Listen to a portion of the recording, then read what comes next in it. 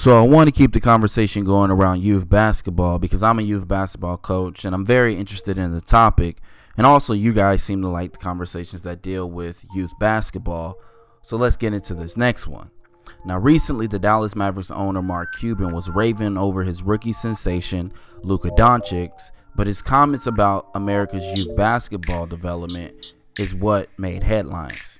He said this: "If you take our best kids and 7 years before they were McDonald's All-Americans, we sent them over to Slovenia to get an education, the league would be 1,000 times better," he said. "They just learn how to play basketball, while our guys learn how to taunt and put together mixtapes." Now I know there's 10,001 ways to be offended by Mark Cuban's statement, but it did get me thinking if there was any validity to what he was saying. So that led me to today's topic, which is Europe better at developing basketball players than America? Before we can even give this question a solid answer, we first need to know how Europe develops its players. So in this video, we'll be looking at some of the differences between European and American development systems.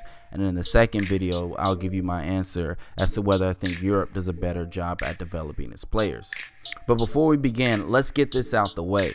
European basketball is not a monolithic structure. It varies by country and region. But the better leagues in Europe are pretty similar, and that's what we'll be going over today. One thing you have to remember is that when we're talking about European versus American basketball, we're comparing a country to a continent with many countries. Of course, there's going to be a wide variety of talent and structure. Currently, there are 4 different competitions which are branded as Europe-wide, controlled by 2 competing governing bodies, 2 by EuroLeague Basketball and 2 by FIBA. These 4 are the EuroLeague, the Euro Cup, the Basketball Champions League, and the FIBA Europe Cup. The EuroLeague is considered to be the second best basketball league in the world behind the NBA. The EuroLeague has 16 teams. 11 of those teams hold 10-year licenses to be in the league, and 5 teams qualify on a yearly basis. The Euro Cup consists of 24 teams around Europe. FIBA's Basketball Champions League involves 32 teams. In the FIBA Europe Cup, 32 teams compete, and the teams which finish lowest in the Champions League regular season drop into the later stages of the FIBA Europe Cup. The FIBA Europe Cup champion has the opportunity to play in next season's Champions League. Each country also has its own league system as well. Typically, a system will include professional and semi-professional clubs at the top, with amateur clubs lower down.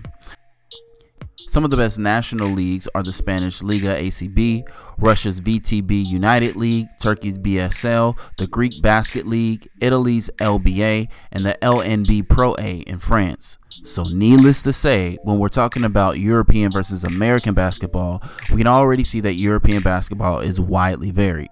So we'll just stick to what most of all the higher competitive leagues have in common and compare that with what the American development system has to offer.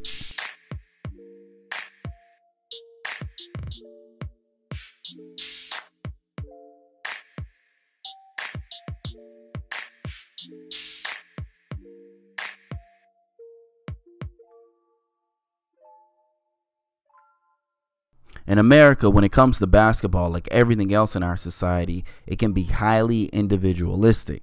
And I'm not talking about playing style. I'm talking about just finding a team. Players and parents will often jump around from team to team throughout their entire development process. Maybe when they're young, they start playing organized basketball at the YMCA. Then they join an AAU team, then another, then the middle school team, then another AAU team. Then they play high school ball for the high school, then another AAU team, and so on and so forth. So throughout the entire development, a player will have many different coaches and trainers with different philosophies and coaching styles. In Europe, you belong to one sports club and you play for that club year-round. Usually you are playing for a club that has a seniors, men's, or women's team. That's the pro teams in Europe. That also has youth teams or a basketball academy. Because you play for only one club, there are clear expectations year to year because you are in the same organization and you advance from one team to the next based on your age and ability. You typically have the same coach year round, and this type of continuity makes it easier for players to just worry about playing, and also doesn't give them any inclination that it makes sense to jump around from team to team like what can happen in the US. Also, if as a player is developing and discover that they do want to transfer to a different club, they can't just leave the club and join a new one. Usually they have to first get clearance from their own club, and the receiving club must compensate the club you were just transferred from. For instance, in Europe, when Ricky Rubio left his original club at 18 years old to play for Barcelona, Barcelona had to pay his original club a fee. Therefore, his club was rewarded financially for the resources that it invested in Rubio over 10 years. This was a long-term development that benefited the club and the player. In the summer, the cream of the crop in Europe will play for the country's national teams, but this type of play is very structured. Unlike AAU, with FIBA Europe, everything is regulated. In the US, we link our sports to our schools. Since basketball is just one short winter season, players look to play elsewhere other times in the year. This is how AAU basketball grew to be so popular. Separating sports from schools into year-round clubs would change the whole system. During a year, a European club will participate in tournaments, but these will be marquee events and not an every weekend affair like playing AAU. The focus year-round is on practice and player development.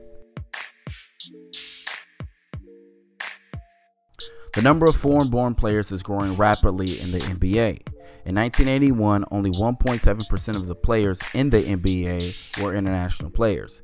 By 2015, that number had increased to 28.6%. Today, there are currently 108 international players in the NBA, most of them from Europe. One famous American player who hates AAU but loves the European system is Kobe Bryant.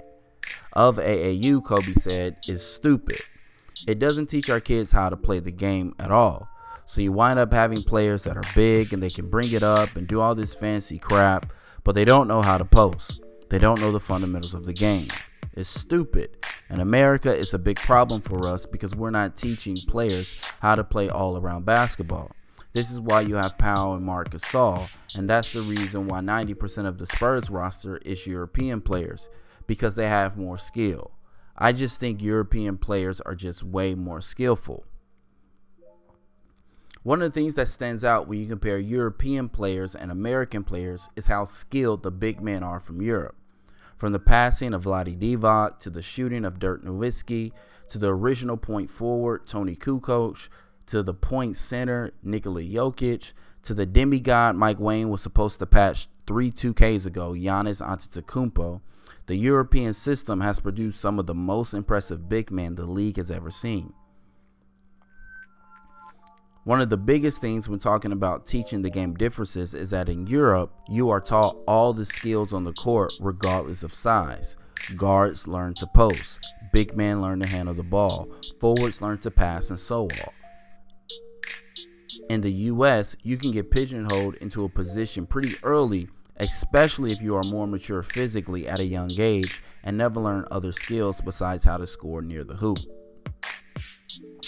This is what Kobe and other critics of the American development system mean when they say more skilled. More players are able to do more things. Nikola Jokic has always been tall, but with the way he passes, you think he grew up a point guard. Dirk Nowitzki's shot is nearly unguardable, and Giannis, well, let's just take a few seconds to enjoy this 2K16 demigod.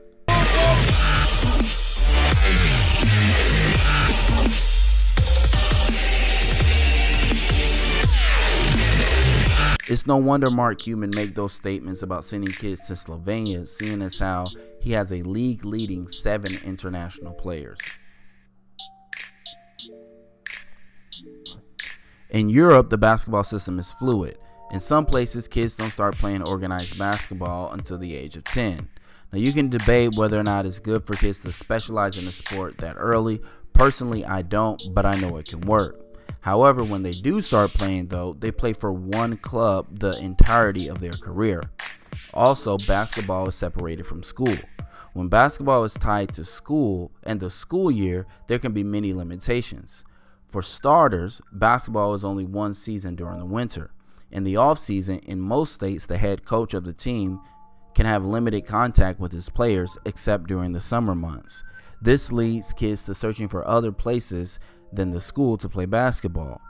In Europe, because school is separated from the basketball club, you can play all year round. Because you play all year round, you don't need to play 3 to 5 games every weekend in a 3 months time span.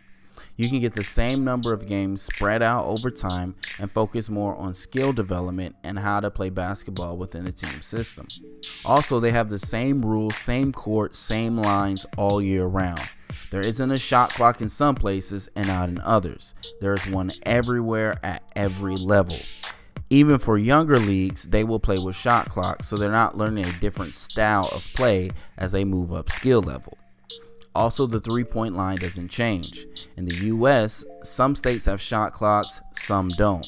In high school, the three-point line is shorter than in college, than in the NBA.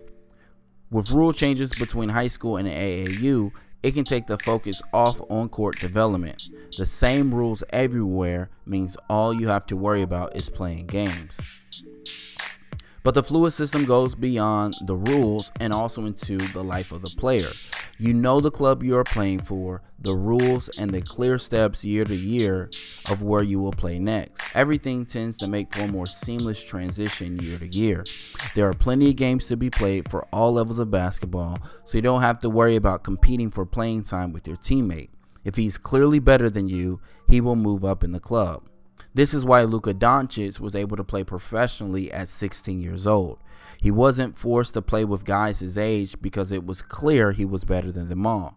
If you showed promise in the 12 under division, the next week you could be in the 14 under. If you did well there as well, the next week you can be in the 18 under and eventually the senior team. For example, take Bronny James, LeBron James' son, who just transferred schools and is in 8th grade. The state rule says he must compete with 8th graders, but if you've seen him play against 8th graders, you know that he's probably ready for better competition. Just like a year ago when we had to watch Zion Williamson dunk all over kids who were clearly not on his level. In a fluid Euro-style system, Bronny James could play up to JV or varsity as an 8th grader, and Zion could probably be in college or G League level competition last year. Not that he will be an instant starter or all-star, but he will probably develop faster playing against competition that is more challenging rather than him just doing this to little kids every night.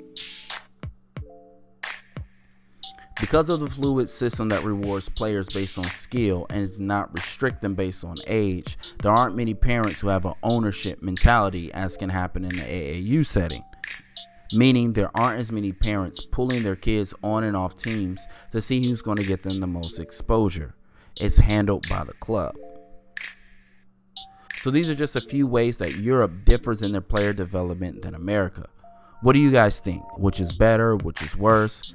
Like always, I didn't get into every single difference because that would require a whole documentary.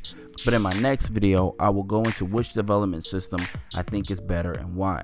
So be sure to subscribe for part 2 of this video and turn on post notifications so that you know when the next one is released in about a week from now. As always, like it if you like it, subscribe if you're new, and I'll see you next time. Peace.